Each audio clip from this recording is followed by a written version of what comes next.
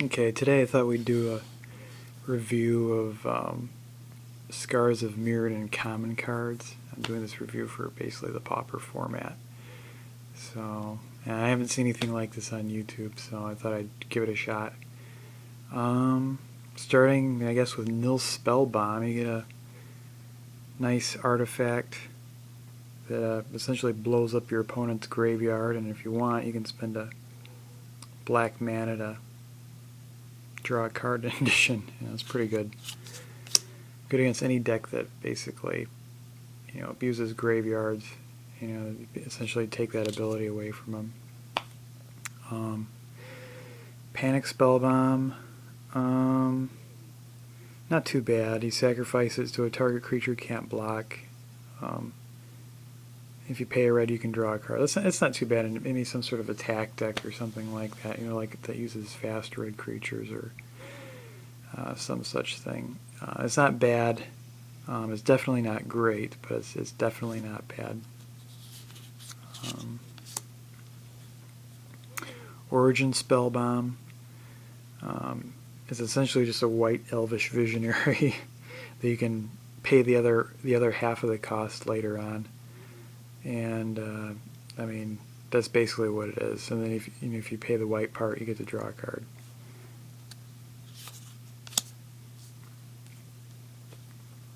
Horizon Spellbomb, basically just a cheap green spell in an artifact form.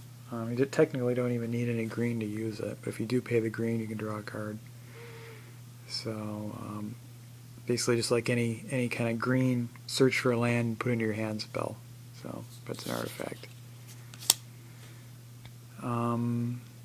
Flight Spellbomb, this has got to be the worst of the Spellbombs. Probably not really worthy in a lot of decks, but again, like the other Spellbombs, it gives a just a once-over effect. Pretty weak one, considering it just gives flying to a creature until the end of turn, and then if you pay a blue, you can draw a card, which blue's pretty much good at anyway, so it's just kind of like, eh.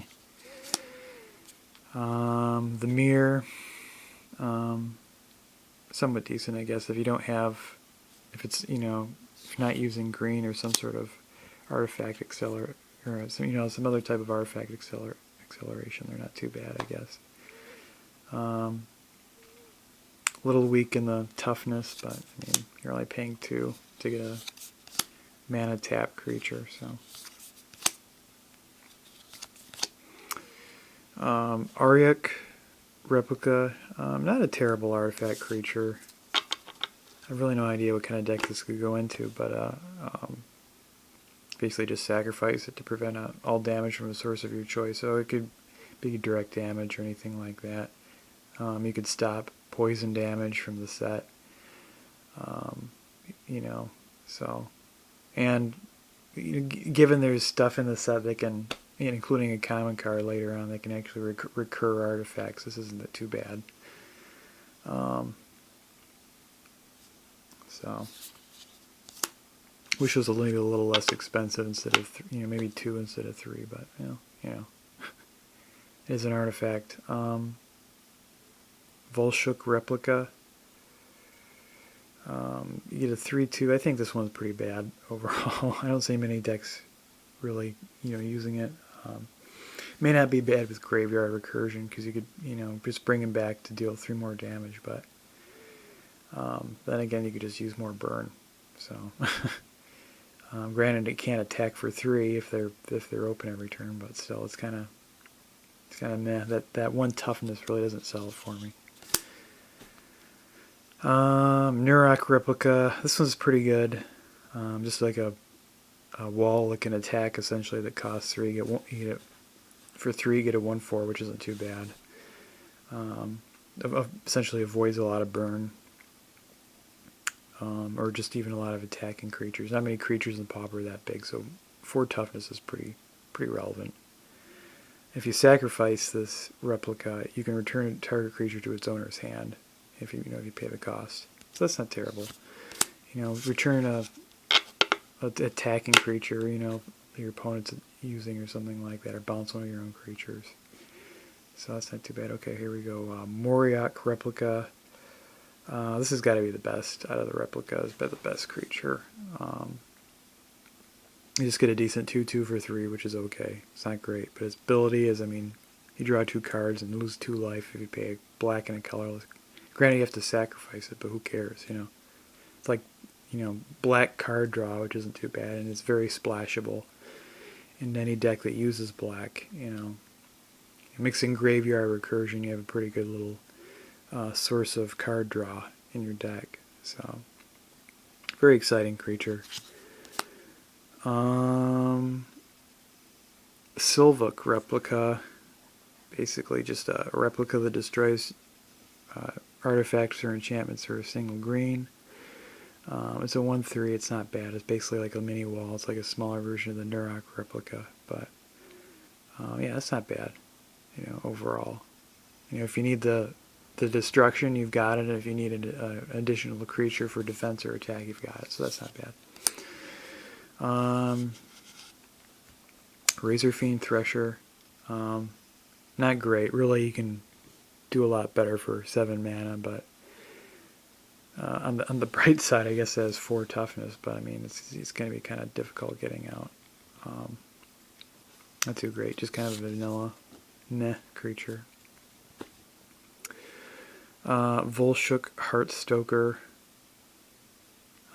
decent creature for the cost. Gives another creature a nice power bonus.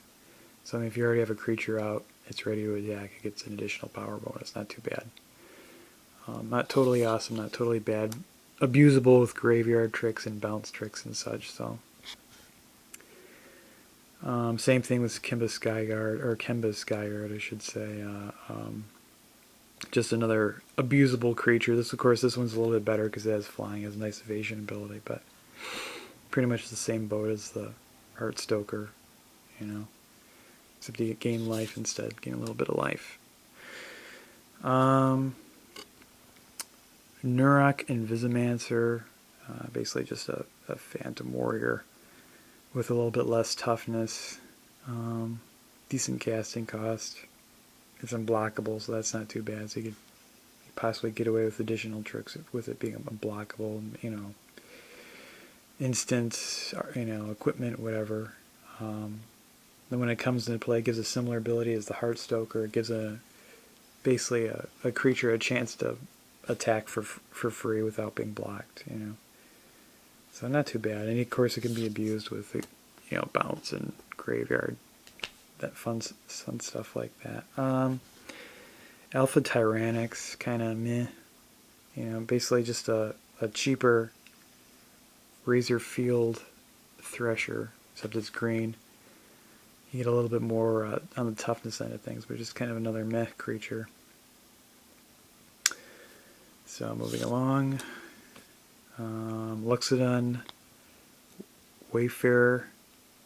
Just a 1/5 for 3, not too bad. I guess if you need a wall that can attack, you know, there he is. Could be decent with exalted creatures. Give him a little bit extra power, have him just attack. You know, cheap. You know, not great, not bad.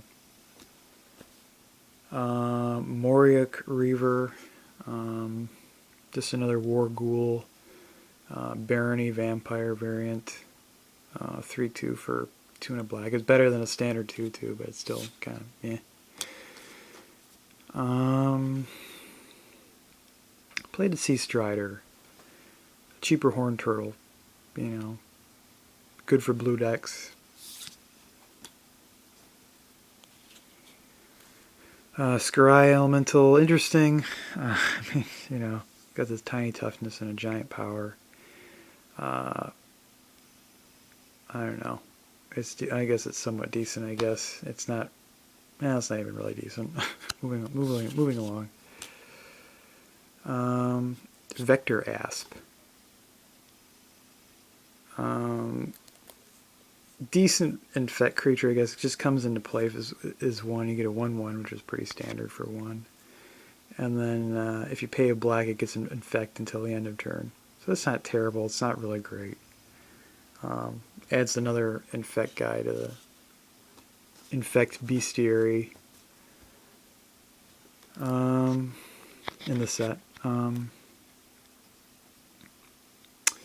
Saberclaw Golem, really just kind of a terrible creature. A 4/2 for 5, which is really nothing to write home about. And then he gets first strike if you pay more mana, basically, which is kind of ridiculous.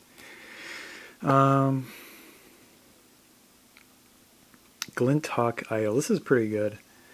Whenever another artifact enters the battlefield under your control, you may have Glinthawk Idol become a 2/2 artifact creature, which is a red artifact bird creature with flying until end of turn. And if you want to pay a white, you don't bring an artifact into play, he turns into a just a 2/2 bird creature with flying until end of turn. Not too bad. Pretty cheap casting cost. Cheap activation.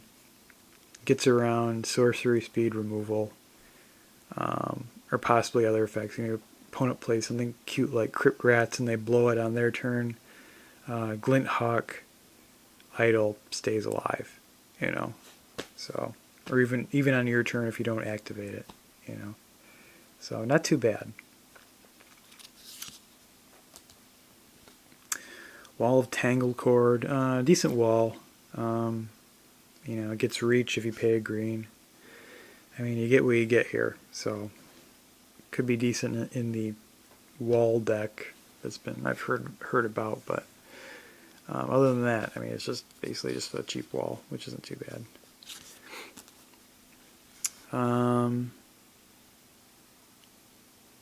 Soliton, just a 4/3 artifact that if you pay a blue, you untap it for 5. It's not terrible. Not really great, but not really bad either. I mean, you can attack with them, untap them. That's not bad. I'm not sure what kind of deck you do this in. I guess you could. I don't know. I have really no idea, but it just doesn't seem that terrible to me overall. Seems playable in some type of maybe more defensive type deck. All right, and I'm going to continue this in another video, so I'll see you guys in a minute.